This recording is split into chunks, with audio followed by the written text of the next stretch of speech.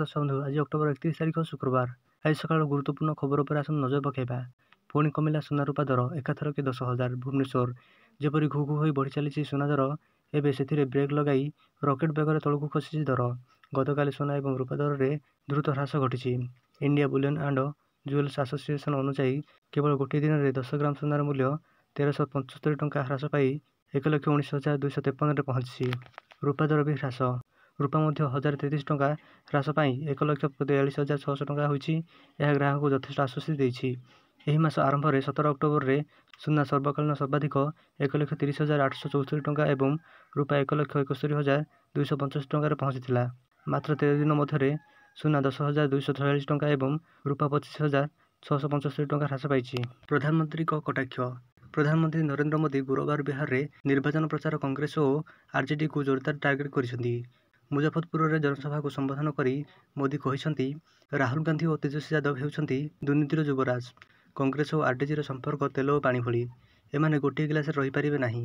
ମହାମେଣ୍ଟରେ ଥିବା ଆଭ୍ୟନ୍ତରୀଣ ମତଭେଦକୁ ଆଧାର କରି ମୋଦି ଏହି ଟିପ୍ପଣୀ ଦେଇଛନ୍ତି। ପ୍ରଧାନମନ୍ତ୍ରୀ କହିଛନ୍ତି, ଏହି ନିର୍ବାଚନ ମୋ ଉପରେ ଆପତ୍ତିଜନକ ଟିପ୍ପଣୀ ଦିଆଯାଉଛି, କିନ୍ତୁ ତାହା ବଡ଼ ଖବର ନୁହେଁ। ବରଂ ଆରଜେଡି ଓ କଂଗ୍ରେସ ମଧ୍ୟରେ ଯାହା ଘଟୁଛି ତାହା ହିଁ ବଡ଼ ଖବର। ଗତକାଲି ଉଭୟ ଯୁବରାଜ ନିର୍ବାଚନ ମଞ୍ଚରେ ଏକାଠି ହୋଇଥିଲେ। ସେମାନଙ୍କ ମଧ୍ୟରେ କୌଣସି ବିବାଦ ନଥିବା ତାହା ଉଭୟ ଦର୍ଶାଇବାକୁ ଚେଷ୍ଟା କରିଥିଲେ। ପ୍ରକୃତରେ ସେମାନଙ୍କ ମଧ୍ୟରେ ତାଳମେଳ ନାହିଁ। କେବଳ କ୍ଷମତା ଲୋଭରେ ସେମାନେ ମଞ୍ଚରେ ଏକାଠି ହୋଇଥିଲେ। ଉଭୟ ଦଳ ତେଲ ଓ ପାଣି ଭଳି। ସେମାନେ ପରସ୍ପର ସହ କଦାପି ମିଶିପାରିବେ ନାହିଁ। ପରବର୍ତ୍ତୀ ଖବର। ରାହୁଲ ଛଠ୍ ମାଙ୍କୁ ଅପମାନିତ କରିଛନ୍ତି। ପାଟନା। ବିହାରର ମୁଙ୍ଗେଲ ଅନ୍ତର୍ଗତ ଲଖିସରାୟରେ ଗୁରୁବାର ଆୟୋଜିତ ବିଜେପି ସଭାକୁ ସମ୍ବୋଧନ କରି ସ୍ୱରାଷ୍ଟ୍ର ମନ୍ତ୍ରୀ ଅମିତ ଶାହ କଂଗ୍ରେସ ଓ ରାହୁଲ ଗାନ୍ଧୀଙ୍କ ଉପରେ ଭୀଷଣ ବର୍ଷିଛନ୍ତି।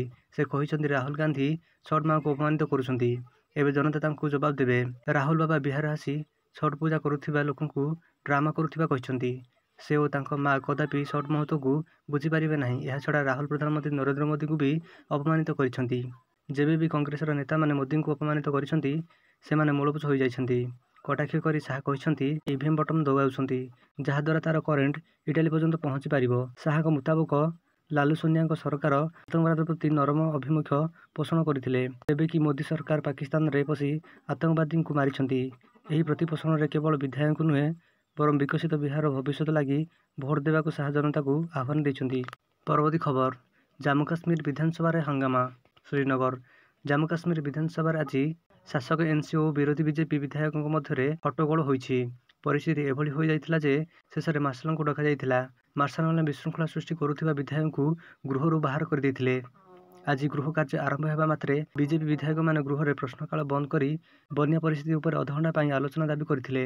କିନ୍ତୁ ବାଚସ୍ପତି ସେମାନଙ୍କ ଦାବିକୁ ଅଗ୍ରାହ୍ୟ କରିବା ସହ ପ୍ରଶ୍ନକାଳ ଜାରି ରଖିଥିଲେ।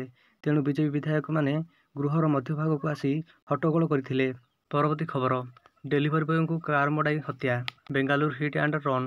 2 କିଲୋମିଟର ଗୋଡ଼ାଇ ସ୍କୁଟରକୁ ଧକ୍କା ଦେଇଥିଲେ। ହତ୍ୟା ମାମଲା ରୁଜୁ। ଅଭିଯୁକ୍ତ ଦମ୍ପତି ଗିରଫ। ବେଙ୍ଗାଲୁରୁ। ଦକ୍ଷିଣ ବେଙ୍ଗାଲୁରୁର ଜେପି ନଗର ଅଞ୍ଚଳରେ ହିଟ୍ ଆଣ୍ଡ ରନ୍ ଏକ ଛାତିଥରା ଘଟଣା ସାମ୍ନାକୁ ଆସିଛି। ସାମାନ୍ୟ ଦୁର୍ଘଟଣାକୁ କେନ୍ଦ୍ର କରି ଏକ ଦମ୍ପତି କାର ମଡ଼ାଇ ଜଣେ ଫୁଡ୍ ଡେଲିଭରି ବୟଙ୍କୁ ହତ୍ୟା କରିଛନ୍ତି। ହତ୍ୟାର ଶିକାର ହୋଇଥିବା ଯୁବକ ଜଣକ ହେଲେ କେମ୍ବାଟାଲି ଅଞ୍ଚଳର ଦର୍ଶନ। ପୋଲିସ ଅଭିଯୁକ୍ତ ଦମ୍ପତି ମନୋଜ କୁମାର ଓ ଆରତୀ ଶର୍ମାଙ୍କୁ ଗିରଫ କରିଛି। ଗତ 25 ତାରିଖ ରାତିରେ ଏହି ଅଭାବନୀୟ ଘଟଣା ଘଟିଥିଲା।